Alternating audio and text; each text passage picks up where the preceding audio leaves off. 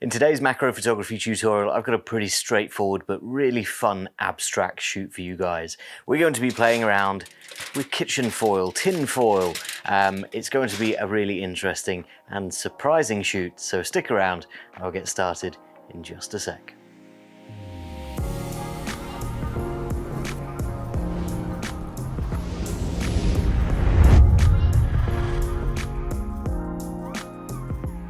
So then guys, before we take a look at our tin foil properly, we do need to take a look at our lighting. And you can see that I've got all of my colored lighting arms down here for the Adaptalux Studio. I've got the control pod sat here on a mini tripod as usual because I want to be able to set up my lighting and then move my tin foil around underneath it. So the way that these lighting arms all work is pretty simple. I can just plug them into the ports of the lighting arm. They just click into place and that has already turned on. We can then manipulate those arms, move them around to where we want them to be, and you can already see that we're getting some cool, crazy reflections on our tin foil here. Now, this is my initial idea. This is what I was thinking of doing, scrumpling up the tin foil and then just taking a look at these reflections as they move around, as the different folds and creases affect them. But we're going to get much closer than this. It's going to be much more interesting, and we're going to be using a variety of these lights. As you can see in the control pod, we can have up to 5 of these going at once, so we might throw some whites in there. We do also have blue, green, amber, and of course this red. And I've also got to the side here a little pod mini sat ready in case we want to bring some light in from another direction. We can just plug that single port in and then have light coming from a completely different direction. So that is the lighting that I'm going to be using. There is a link to this to explore and learn a little bit more down in the description. But for now, I'm going to grab my camera and lens, and then we can take a look at what this stuff looks like really close up. So first of all, I wanted to show you guys what I was looking at when I first started taking a look at this tin foil. What I was expecting was to use this 1x macro lens. This is a 100mm f2.8 Tokina lens. And I was expecting to zoom this in and see pretty much what we're looking at here.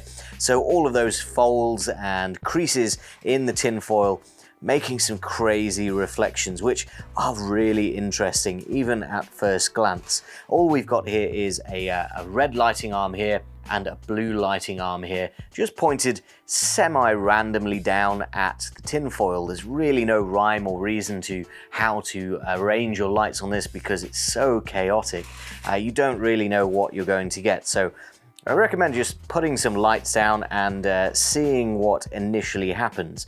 That's exactly what I've been doing, just taking a look around, changing my focus point, changing the position of the tin foil and changing the creases in the tin foil as well, because bigger creases, smaller creases, they all seem to have a slightly different effect. And this is creating some really cool sort of angular geometric shapes in our shot. However, this isn't what we're going to focus on today, because as I was looking around here, I did notice something rather more interesting, and I found a little bit just here.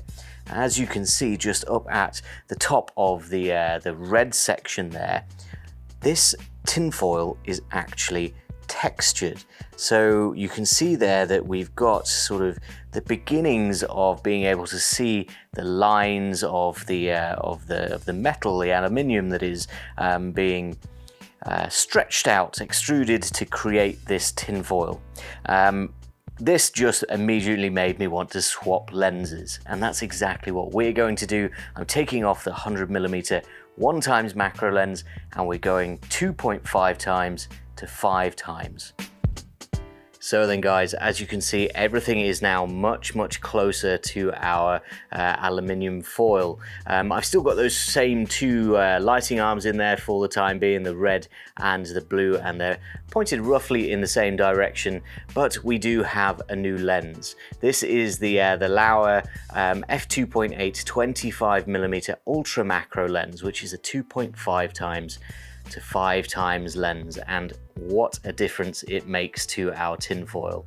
I think we were pretty abstract before, but now this is really abstract. I think maybe a few of you guys would have been able to guess what we were looking at before, but now I think even a most seasoned eye would struggle to recognize this as tinfoil or aluminium foil because of that texture and the subtlety in the creases and folds.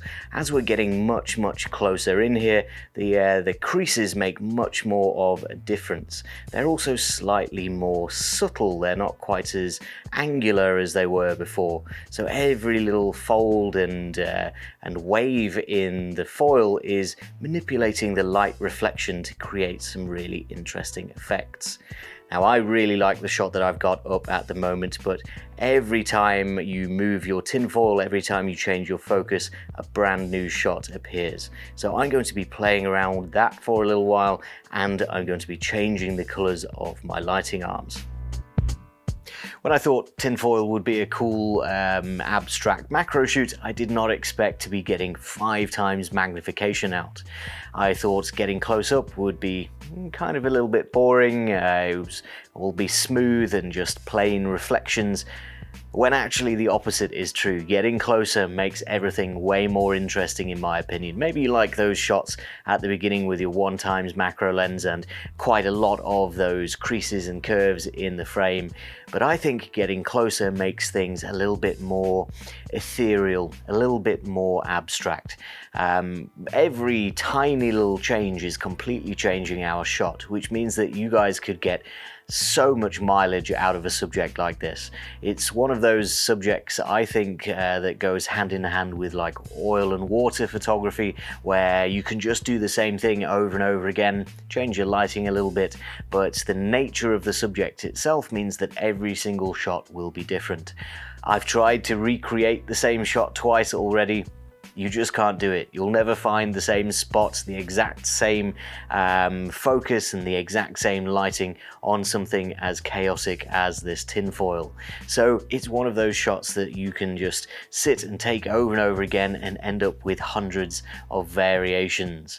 That means that you can play around for hours or just a few minutes and you'll come out with something that you like. Now, along with your composition and placement of your lighting, there's also focus to consider. Every time you move your tinfoil forward or back, you're going to have to change the focus, and with a lens like this, changing the focus also means changing the magnification. Simply zooming the lens in and out, it changes the reflection of the light because the lens is getting closer and further away from those reflections. That in itself can be both a challenge and an interesting way to experience the way that the light is reflecting and interacting with your reflective crumpled foil. On the subject of focus stacking is also a possibility with shots like these. Because there's so much elevation change, as it were, with the topography of our aluminium foil, things drop in and out of focus really quickly, especially at these high magnifications. Our depth of field is going to be really shallow. Now, absolutely you can embrace that because this is an abstract shoot, and the light coming and going from being in focus with those tiny little scratches and texture of the tinfoil, that's really nice. However, if you want to maximize the texture of the tinfoil and forget about the blurriness, then a little bit of focus stacking might see you well. However, I would caution that it's a little bit tricky because you really can't tell what you're looking at here, and you could end up with a stack of hundreds of photos to cover just a couple of centimeters where you didn't realize that there was quite as much depth as there actually is.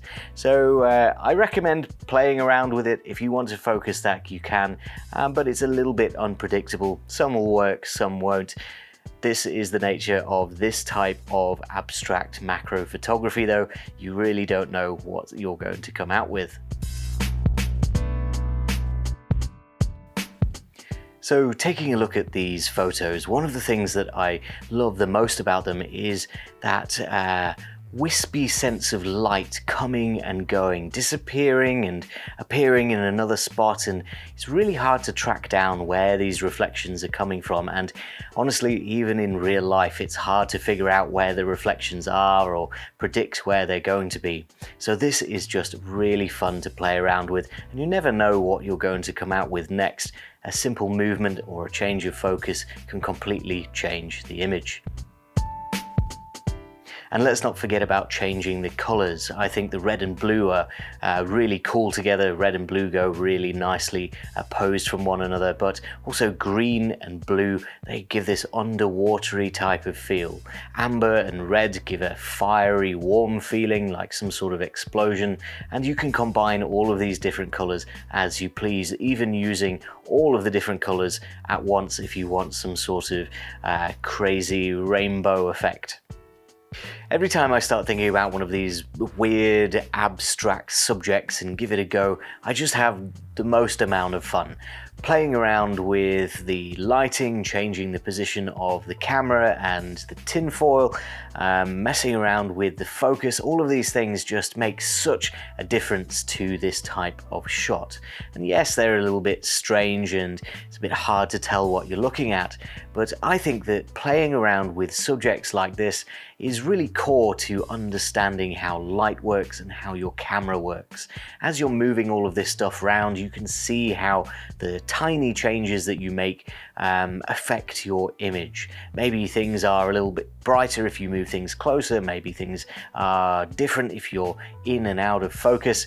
All of this is really fun to play with, and I think it gives you a good solid understanding of how these things work for when you're working with more conventional subjects. Lots of reflections come up in everyday photography, and usually we try to eliminate them or manipulate them, and this is all we're doing here, is manipulating reflections. This is why I think this is such a fun and simple shoot, to just grab a very cheap, very readily accessible subject like tinfoil and play around with it on your coffee table. All you need is a lens, some tinfoil and some lighting, and you're set to go. I'd really like to know from you guys whether or not you give this one a go. Let me know down in the comments whether you would do something differently or whether you get some really cool shots of your own. Hit the like button if you enjoyed this little tutorial. Make sure to hit the subscribe button for lots more macro photography ideas, inspiration and tutorials coming in the future. For now, that is all I've got time for. Thank you very much for watching, and I'll see you next time.